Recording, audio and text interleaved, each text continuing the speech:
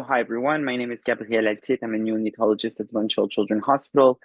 And this video is about part two for the case of February 2025 on a pulmonary hypertension associated with bronchopulmonary dysplasia. And so in the first part, we reviewed some of the moderate and severe presentations. And here we'll look more at some of the mild presentations as well as some of the quote unquote mimickers or situations where you may have other types of phenotypes of pulmonary hypertension. And so we know that BPD is a disease of the lung that is very heterogeneous. The lungs is being affected in a patchy way within its 3D infrastructure, or if I can call it like this. And so there's airway disease, there's arterial disease, there might be venous disease, lymphatic disease. There might be area where there's not enough alveoli, where there's areas where there's not enough pulmonary vessels. There's ventilation perfusion mismatch, airway disease, some areas that are overinflated, some areas that are fibrosed and scarred, some areas that are completely collapsed. So you can imagine how this disease is quite complex and heterogeneous, since typically the vascular anomalies are parallel to the degree of the lung injury, but it might not be completely true for all patients. Although we tend to see more advanced pulmonary vascular disease with patients who have more advanced pulmonary damage, inflammation, scarring, fibrosis, etc.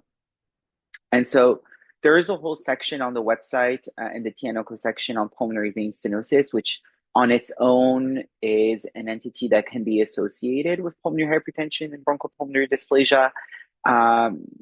There's obviously, not yet a great understanding of the full mechanisms triggering this condition, but it seems to be progressive, with some patients presenting with single vessel disease, some patients presenting with multiple vessel disease, and multiple vessel disease being something that can be quite aggressive and with poor prognosis.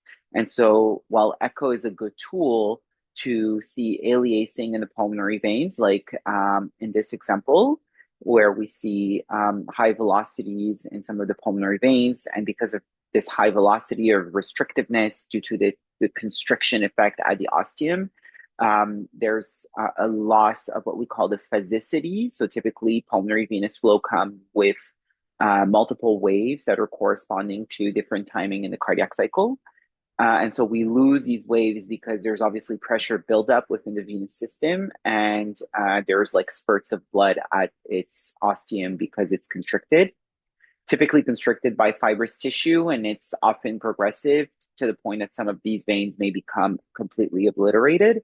And so obviously echo may not detect well when there's complete atresia of the veins, as you will not see collar flow.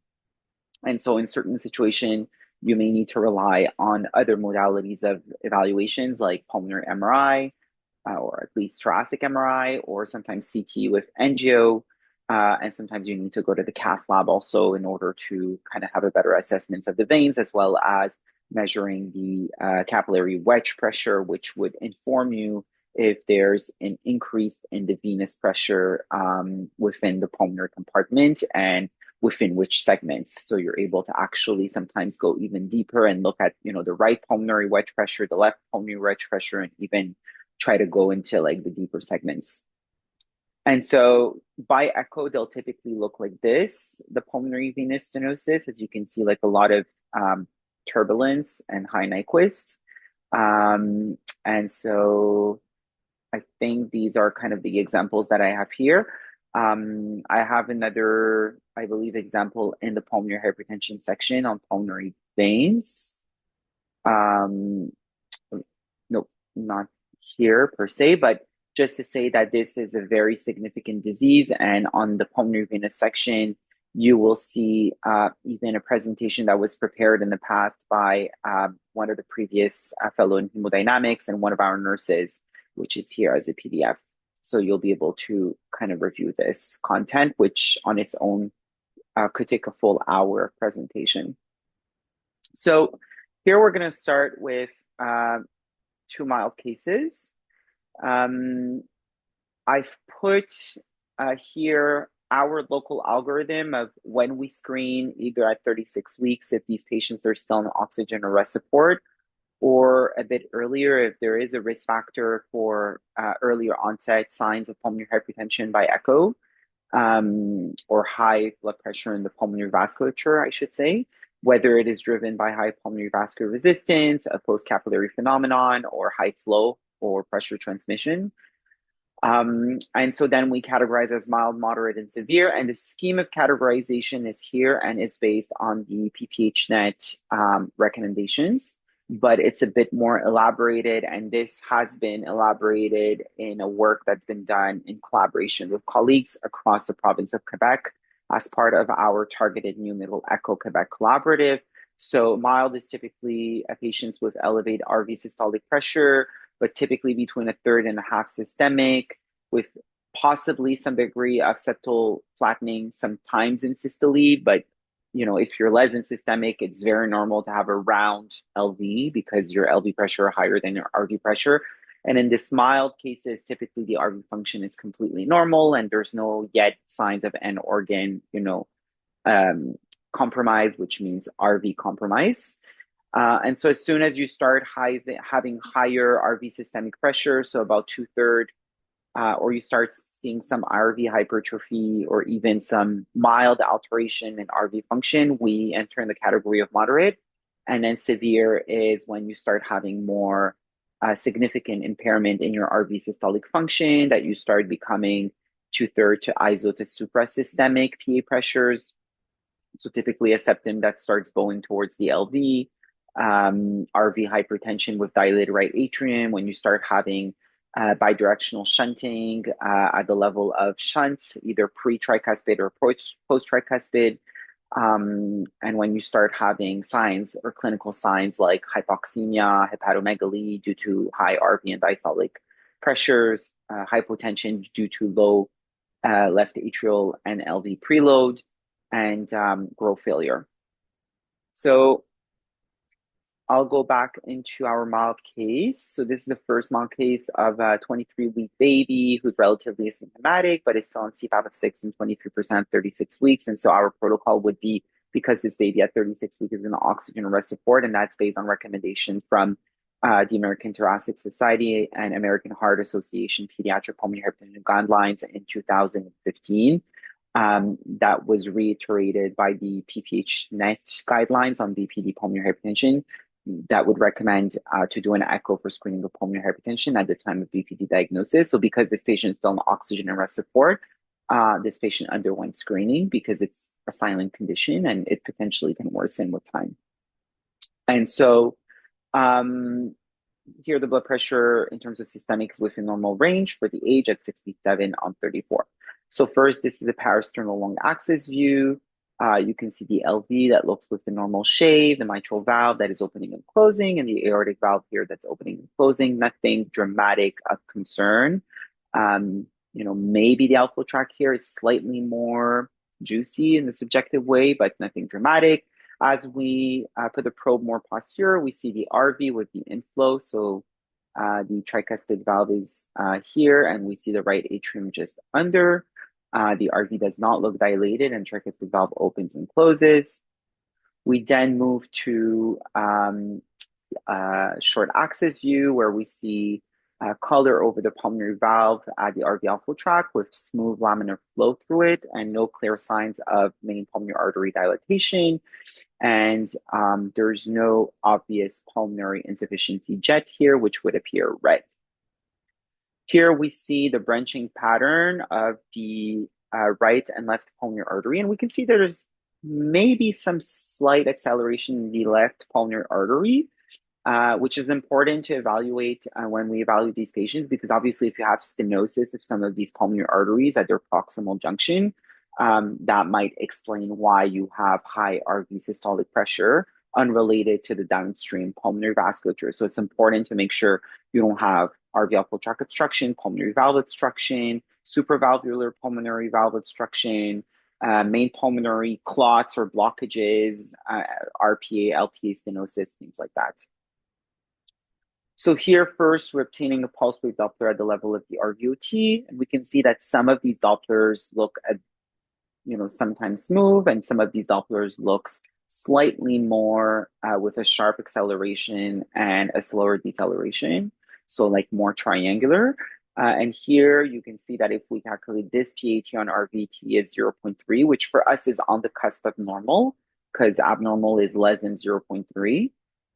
Although if you would take another Doppler profile, you might get 0.27, 0.28. So it tells you that the acceleration is not as smooth as you would get in a patient who has completely normal RV afterload. We can even see that there might even be a slight mid-systolic notch here, although it's not super pronounced. So then we obtain typically our Dopplers in the left pulmonary artery, which the velocities are with an acceptable limit. And same thing we get in the right pulmonary artery. We see here the marker of the pulse wave Doppler into the right pulmonary artery with normal velocities. So no marked stenosis. Here we then sweep to look at the septal motion. Again, important to look at the septal motion at the mid-papillary muscle. So here we're doing our sweep, and as we're doing our sweep, we eventually reach the mid-papillary muscle here. And then we can see on the mid-papillary muscle view, that's going up to the apex, but at the mid-papillary muscle level, it seems that at the peak of contraction, the LV looks pretty circular, although there is some flattening at some areas during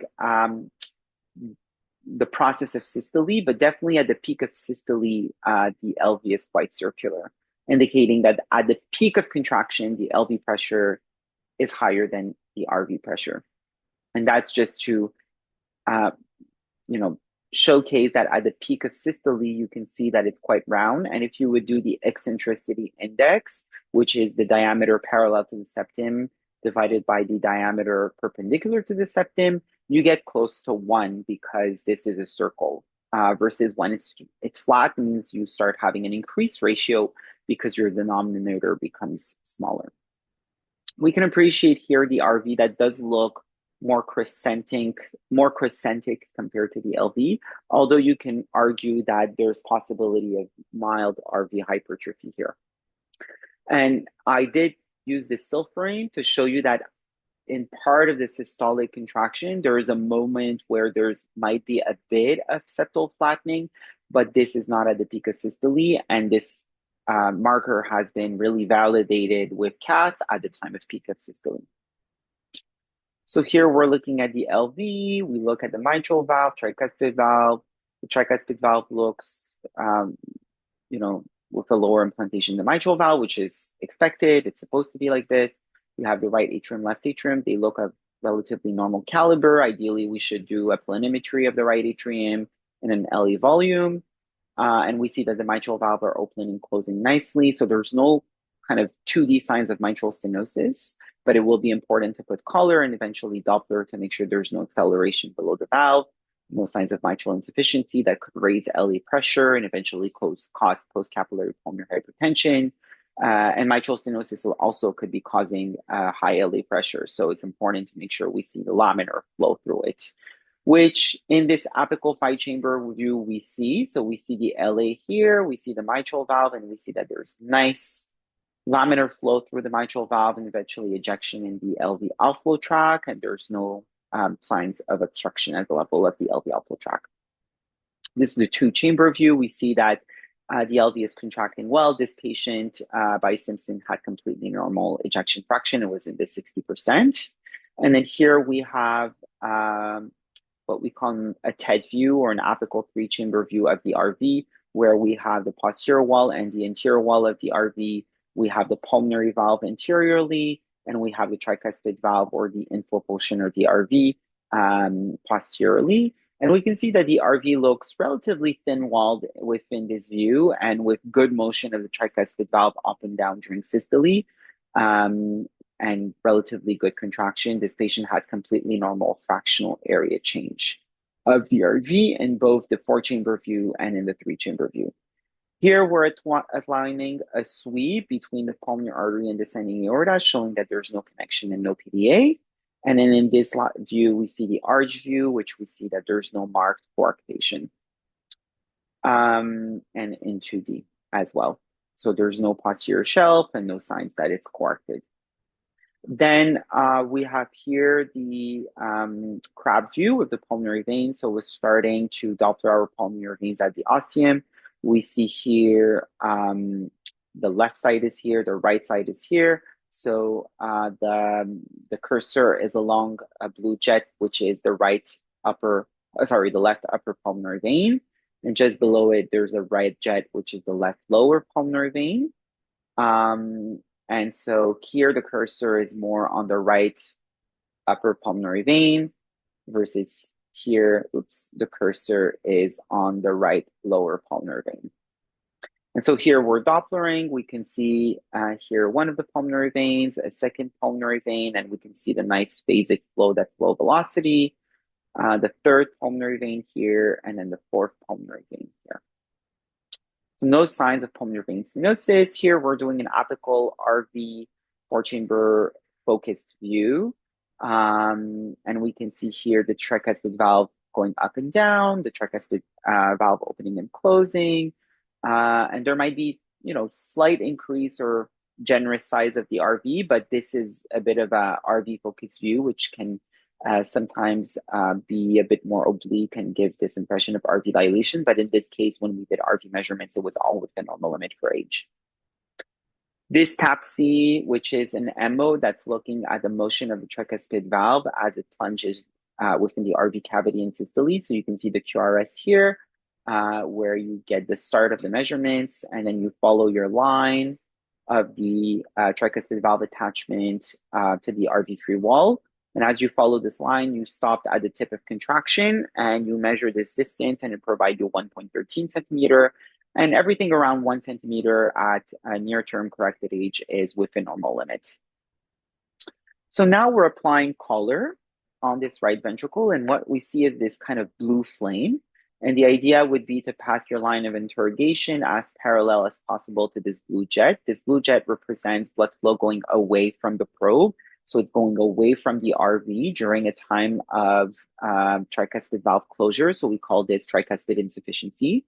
And so tricuspid valve is closed during ventricular systole. And so if you're able to get a velocity of this jet, you can use this velocity to be able to inform yourself on the gradient of pressure between what's happening in the right ventricle compartment and the right atrial compartment.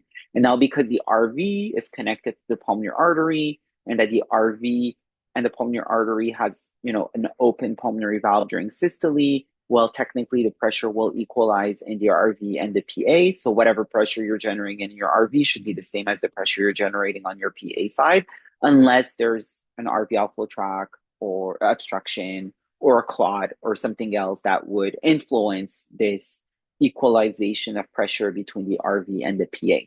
Or obviously, if the RV is not connected to a PA and connected to something else, like an aorta or a truncus vessel, truncus valve. So you have to be aware of like what's the underlying anatomy. But here we're talking about kids who have normal cardiac anatomies. So you're putting your line of interrogation and you are obtaining a Doppler. And so here you can see that we want the tip of the curve. So you have your QRS, you have your tricuspid insufficiency curve. And so this would be the peak gradient velocity, which is about 3.09 meters per second. And so if you put it in the modified Bernoulli equation, you get a gradient of 38 millimeters of mercury. And then here I'm redoing it, and we get between 37 and 39 millimeters of mercury. And so as I continue, because I'm a bit obsessive about making sure we get reliable values of the TR, you want ideally to get a full curve. Here we're getting 38 millimeters of mercury. And then here I'm just showing the line to make sure that it's not passing through that it's not measuring these little hair, but really the tip of the curve. And we get about 41 or 40.6 millimeters of mercury of gradient. And so a few variations among the same thematics, but around the 39 to 42 millimeters of mercury of RV systolic gradient to the RA. So if you assume you have a right atrial pressure of about 3 to 5 millimeters of mercury, typically, unless your RA pressure starts to become increased, let's say you start having RV diastolic dysfunction, obviously the RA pressure will start to increase, especially if it's not able to pop off into the left atrium through a foramen valley or an interatrial shunt. If your R is around 3 to 5 millimeters of mercury and you have around 40 to 43 millimeters of mercury of gradient, it gives you around 40 plus the 5, around 45 millimeters of mercury of peak RV systolic pressure, which should be the same as the peak systolic pulmonary arterial pressure. So if we have 45 systolic pulmonary arterial pressure and we're in the 70 of systolic blood pressure, this patient was 67 just before the echo. At the end of the echo, we were more like 75, 80. So we're kind of in the half systemic range with preserved RV function, no clear RV dilatation, no RV hypertrophy, no clinical symptoms. So really a patient who has preserved cardiac function and overall, half systemic RV pressure. We use locally in our diagnostic schematics a systolic pulmonary arterial pressure greater than 40, which would be an RV-RA or TR-jet peak gradient of 35 if you assume 5 millimeters of mercury of RA pressure. So RA being 5 plus 35 of gradient gives you a 40 of RV systolic pressure, which is equal to 40 of systolic pulmonary arterial pressure, which is basically kind of the case in this current scenario. We chose this cutoff for our screening program, but I'll be fully honest, there is controversy on the literature about what to use in terms of a cutoff. So I've put a bit of literature here about different studies that use different cutoff. The reason we use that cutoff is because it's the cutoff that's been used in most of the publications that came out from the group of Colorado of Dr. Morani and Dr. Abman. But there are other studies, like, for example, the group of Dr. Nawaitu in UCSF, where they used a cutoff of 33.6 of RVRA or 2.9 millimeters per second. So a bit of a lower cutoff to flag it as concerning. Because remember here, we're estimating systolic pulmonary arterial pressure, and we're not getting a sense of what's happening to the mean pulmonary arterial pressure and to the diastolic pulmonary arterial pressure. Because for that, you would need other markers, example, a pulmonary insufficiency jet, a small PDA jet, or you would need to go to the cath lab. So we use this as a flag or red flag to follow our patients and to make sure we don't lose them to follow up. And then finally, you can see that here, this is the costal view. We have the liver, we have the right atrium, and we have the left atrium on top. And this little red jet is the actual shunt through the PFO. And it's actually small and restrictive, and it tells us that it goes from, because it's towards the probe, from the left atrium to the right atrium. So the red towards the right atrium. So it's really a full left to right PFO shunt telling us that the LV pressure is higher than the RA pressure, which we can infer that the LV end diastolic pressure is higher than the RV end diastolic pressure, knowing that in diastole, atrium will equalize their pressure with their underlying ventricle because the mitral valve and tricuspid valve are open. So the two structures are connected. So if we go back for this particular case, we had a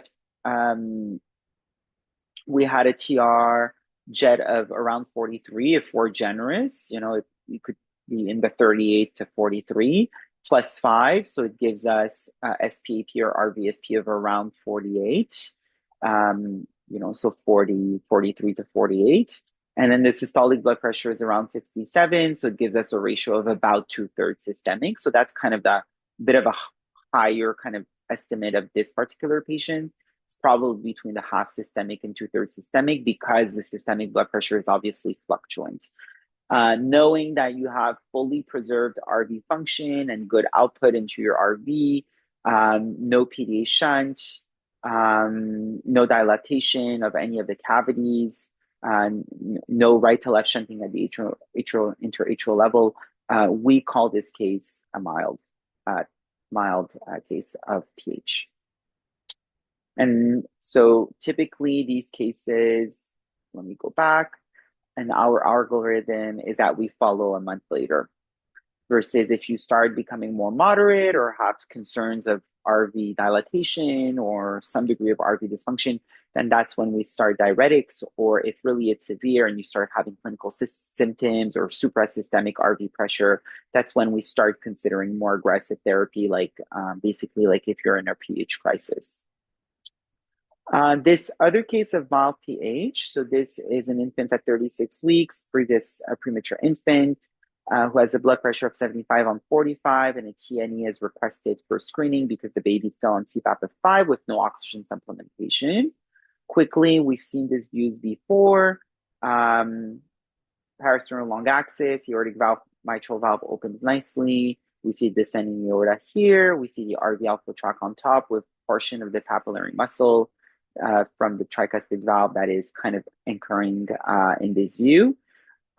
We see here the pulmonary valve open and close nicely. There's no obvious sign of main pulmonary artery dilatation. Here we do a zoom of the pulmonary artery, and then we look and there's what seems to be laminar flow in this particular context. There are some babies that will start to have dilated pulmonary arteries, and because it's dilated, there is sometimes even swirling that you can see with kind of blue and then eventually red coming back towards the valve. That's something very common we see in pulmonary hypertension, high PVR with dilated main pulmonary artery. So here we do a pulse wave Doppler at the level of the outflow tract and the parasternal long axis view, and we do it also in the parasternal short axis view. And we can do the pulmonary acceleration time or the RV ejection time to see if there's already signs of concern. And here you can see that this is 15 milliseconds and this is 160 milliseconds. So it's a bit less than 0.33. So it's around the 0.3 trademark. So aortic valve, left atrium, we even see the coronary, we see the pulmonary valve open and close. And then we put color to see if there's any signs of RVOT obstruction, if there's laminar flow, and making sure that the flow originates before the valve and that there's no infra or supravalvular stenosis or valvular stenosis per se. Here we're doing a sweep. Again, we can see that in the mid-papillary, so we see first the mitral valve, we see the RV on top, that looks crescentic. And here we obtain the M mode at the tip of the mitral valve in order to calculate the shortening fraction, which was within normal limits. And then here we can see at the mid-papillary level that the LV looks very round compared to the RV, so very circular. The eccentricity index in this particular patient was also within normal limit and close to 1.0. So this is a still frame just to show you how circular it looks and how crescentic it looks for the RV at the peak of its contraction. And this is as we do the sweep from the mitral valve and eventually to the papillary muscle here, the two papillary muscle, and eventually to the apex as we go down. This is the apex of the left ventricle. We did Doppler in the right and left pulmonary artery. So right pulmonary going this way, left pulmonary going down this way. So here in the right pulmonary artery with normal velocities, and here in the left pulmonary artery with normal velocities. Then we make sure to obtain Doppler. Here we're getting Doppler in the coronary arteries, left coronary artery, and then we're starting to look at our pulmonary veins. And so I've put here kind of a still frame where we see 1, 2, 3, and then 4 pulmonary vein. And then here we Doppler them. And we see that it's biphasic or triphasic with no high velocities through them. Now we're going into the 4-chamber view. We see the mitral valve, the septum, the RV that looks very thin. Here we have an LV focused view, and here we have an RV focused view. And when we do the TAPSE, you can see around 1 centimeter, again, completely normal limits. Here we're putting color. We can see that there's, oops, here we're doing a little sweep. There's a bit of trace tricuspid regurgitation. and we see the aorta, and eventually we see the pulmonary artery with a bit of a trace red flash in the pulmonary valve, which indicates that there might be like mild pulmonary insufficiency jet here. And then here we see some mild mitral insufficiency, but really laminar flow in diastole and nothing significant in terms of regurgitation. We obtained Doppler of pulmonary veins from the apical view as well.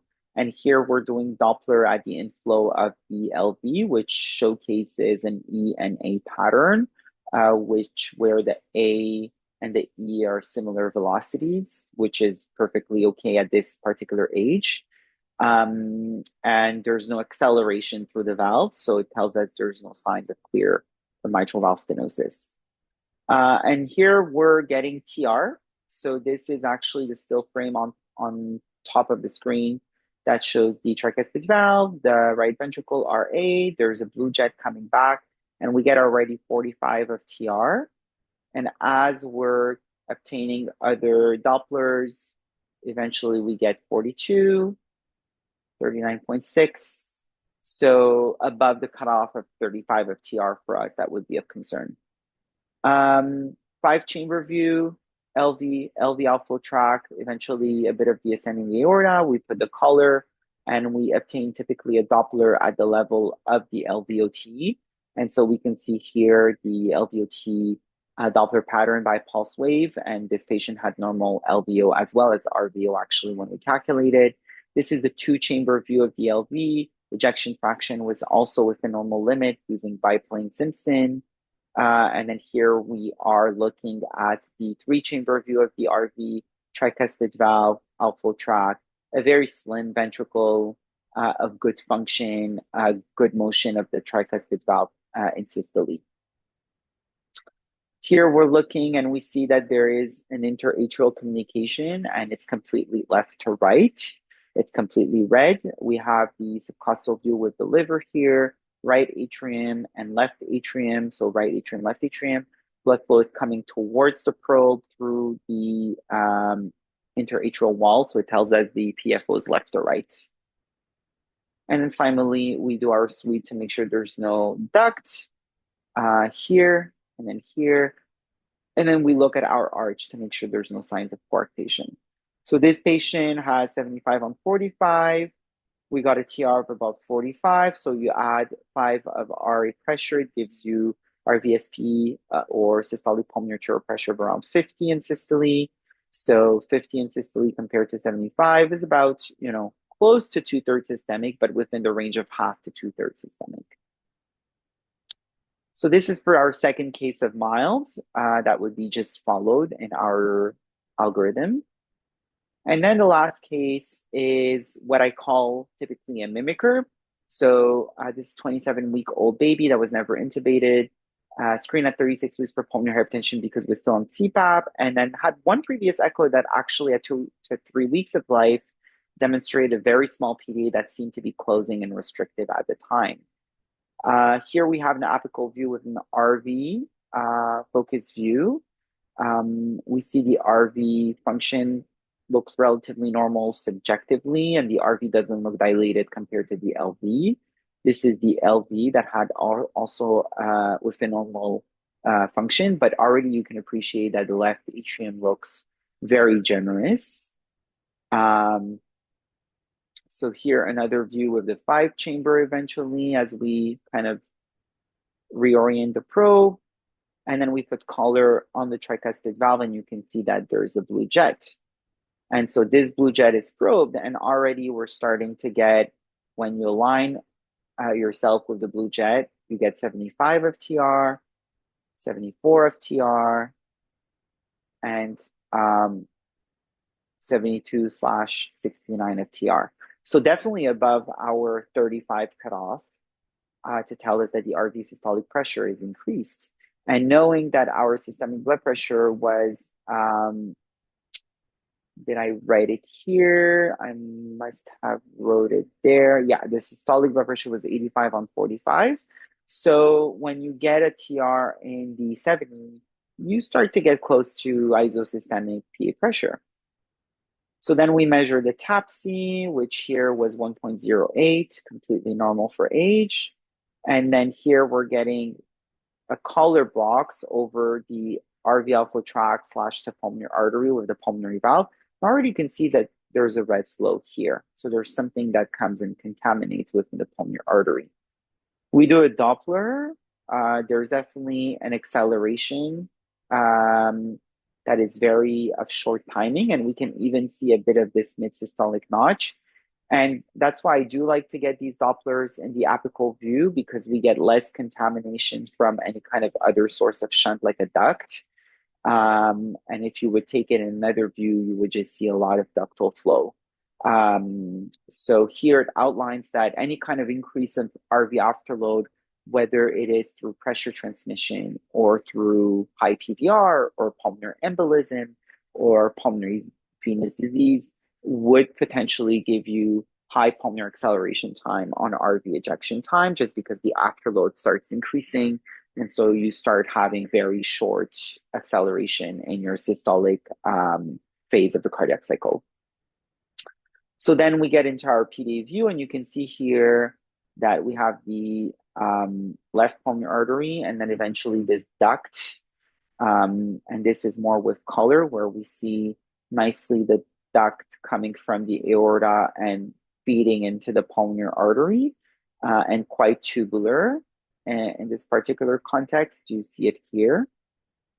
And you see it here by color and 2D. And so it's about the size of the left pulmonary artery. And when you do a Doppler, you have QRS. And so we know that the peak of systole happens here. So just at the QRS, you're still kind of at your diastolic phase. So just before cardiac contraction, we first start with 23 millimeters of mercury, and eventually at the peak of systole, you get 13 millimeters of mercury of gradient. So it tells you at peak of systole, your systolic pulmonary pressure is about 12 millimeters of mercury below your aortic pressure, and in diastole, you're about 23 millimeters of mercury below your diastolic pressure in your aorta. So pulmonary artery is 23 less than whatever's happening in your aorta at this timing of the cardiac cycle. So it's important to understand that when you have two structures that are connected by a tube or by a big connection, you're by definition going to increase, you're going to equalize pressure on both sides of that connection. If this connection does not restrict a flow and pressure transmission. And so here are other example where we're obtaining Doppler during systole. So at the peak of systole, you can see that it's around 11 to 13 of gradient. And then here, this is at the, just at diastole before, so you'll have QRS and eventually you get ventricular contraction. And so all this part is systole just after the QRS, so around here. And then you fall into diastole, and then eventually you restart your systolic phase. So I've put a few examples of measurements either in systole and that's also in systole actually. And so here we measured it 0.39, 0.44. So you can see that the LPA is slightly bigger than your duct, but it's still quite a generous duct for this particular patient. We then remeasured it at a smaller narrowing, which was around 0.25 centimeter. Here we see that there's nice caliber of the right and the left pulmonary artery, so no blockage there. And when we take a Doppler of the right and left pulmonary artery, we can, see also that there might be mid-systolic notching. So sometimes it's very difficult to know if underlying to this pulmonary vasculature, there is some degree of heightened PVR. And sometimes the heightened PVR in these patients is only reactive, secondary to the increased flow in the pulmonary vasculature. And so the pulmonary vasculature will have a tendency to kind of auto-regulate and try to constrict a bit to limit this amount of excessive flow. That's not surprising. This is Doppler in the at the pulmonary valve level in the parasternal long axis view. And then here we're putting a CW through the pulmonary valve. And you can see there's a red little flash on this upper image. And so what we're getting here is what we call a pulmonary insufficiency jet. And what the pulmonary insufficiency jet tells me is that the same way the TR jet tells me the gradient between what's happening in the RV and the right atrium at the peak of systole, well, the pulmonary valve is closed in diastole. So it tells me the peak difference of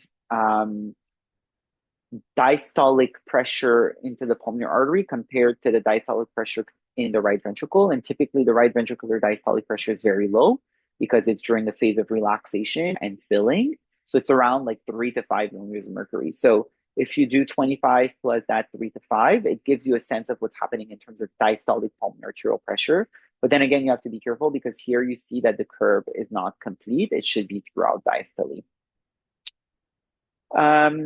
Here we can clearly see that you get septal flattening. So you have a short axis view with the RV on top, the LV on the bottom. And as we sweep, we can see that during systole, you get flattening of your kind of D shape of this septum that flattens, indicating that there's isosystemic RV pressure compared to the LV pressure. And I'm not surprised because you have a very large PDA that is transmitting a lot of pressure and flow. And so if we remember the physiology of a duct, the duct is connecting the two arteries, the pulmonary artery and the aorta. And so one particularity of the duct is that the pressure will be equal on both sides or to almost the same degree, unless there's a bit of restrictiveness in its transmission of pressure. And so the PA pressure will be similar to the aortic pressure, both in systole and diastole, so throughout the cardiac cycle. And so it transmits typically pressure and it transmits flow. So the flow and the directionality being relative to the relationship of resistances. So if SVR is high and PVR is low or lower, you're going to have blood flow being driven from the aorta to the pulmonary artery. And we know that pressure is a function of flow times resistance. So if the pressure are the same on both ends, and the resistance is higher in the systemic compared to the pulmonary, it's obviously the flow that's going to drive this pressure equalization. And so that's why we say that it's a lesion that causes increased QPQS as well as pressure transmission. So here we see again the flattening of the septum in systole at the papillary muscle area. And here we see another sweep. Sometimes we can appreciate the septal flattening also in systole and the subcostal view. So this is a short axis of the subcostal view that demonstrates maybe a bit of flattening when we get to the papillary muscle view. And then here we see an interatrial shunt. So liver, right atrium, left atrium, and then the wall in between with a little flap is the PFO. And in this case is actually right, left to right. So red coming from the left atrium to the right atrium. Similarly here. So here we can maybe a bit more appreciate that there's occasionally blue. It's very, limited. It's mostly from the left atrium to the right atrium, but this little flap sometimes will give little kind of small little amounts of blue blood. So it means that it's bidirectional, mostly left to right. And we can see that the SVC entered your right atrium very nicely and that it's red throughout the cardiac cycle, indicating that there's no kind of retrograde flow happening into the SVC. Sometimes we also get, so this is the liver, you get the IVC here, and we get some of the subhepatic veins. And so because the veins are draining towards the right atrium, so it goes away from the probe, they're typically blue. And blue is typically represented as negative velocity. And you can see that most of the flow is happening in kind of that negative direction or blue direction or towards, away from the probe, which tells you it's going from the liver towards the right atrium, which is the normal directionality. And it's normal to always have slight amount of kind of retrograde flow during the intral contraction. So you can see the QRS here, you have the P wave here, and you get this little wave here that corresponds to the P wave. It's a bit of kind of flow back whenever there's the atrial contraction, a bit analogous to what we see sometimes in the pulmonary vein. This is the arch. We can see the arch nicely, and we see that there's no obstruction within the arch, and that the flow is very laminar. We see the descending aorta here, and then we can look at the pulmonary veins where the flow looks quite generous. So we have 1 and 2 veins here for the left side, and 1 and 2 veins here for the right side. And so we Doppler them, and we see that they're triphasic and of normal velocities. Um, Perfect. We spoke about this. And then here, what's important is to see in this view, we have a subcostal view.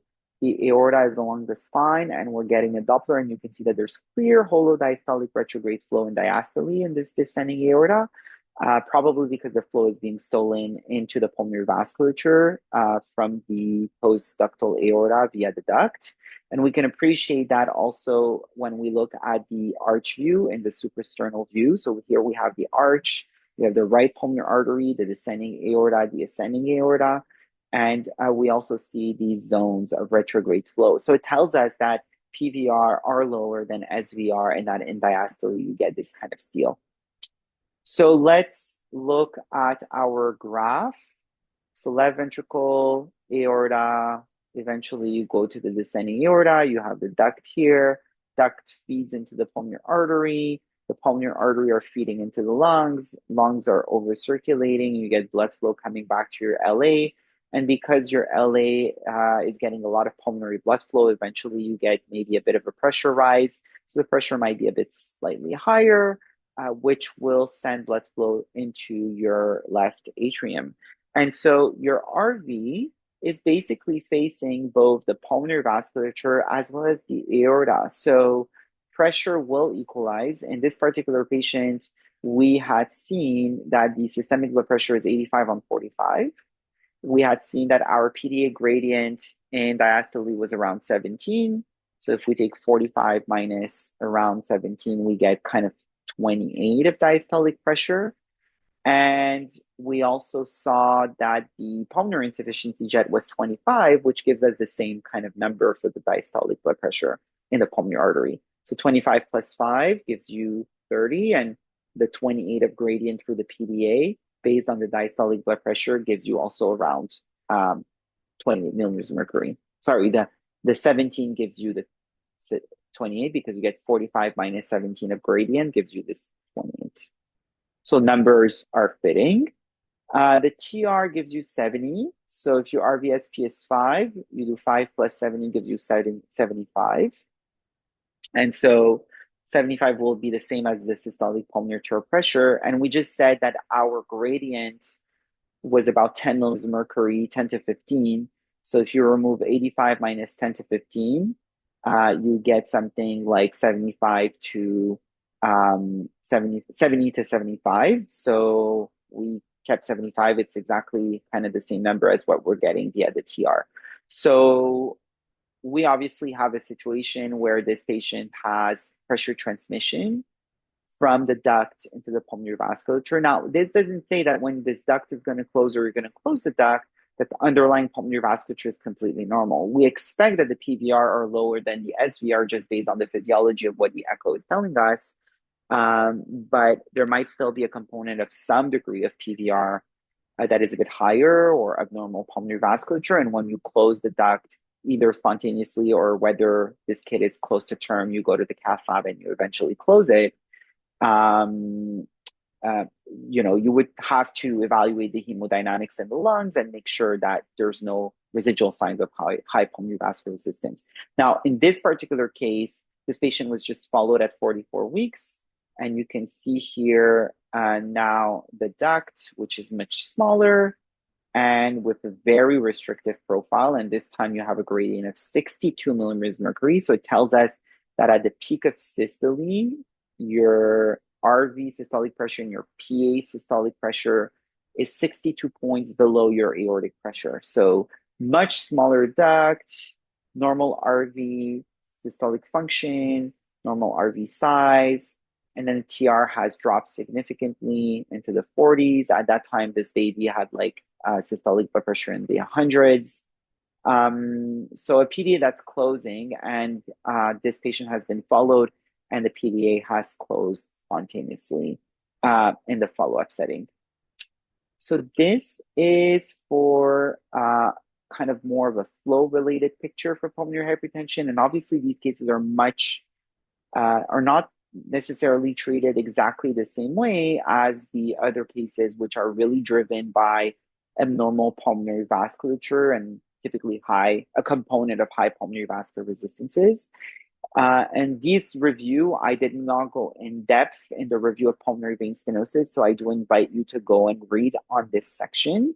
But this was really to review some of the common presentations that we see when we screen, and review some of the concepts of how it could look like if it's severe, moderate, or mild. Cath is definitely a tool that would be important in some of these cases, especially the severe ones. In our center, we'll consider it for ruling out pulmonary vein stenosis if there's a contribution of a shunt that we need to evaluate or address. If these patients are worsening and not improving, because typically these babies will improve in time, especially as their lungs are improving.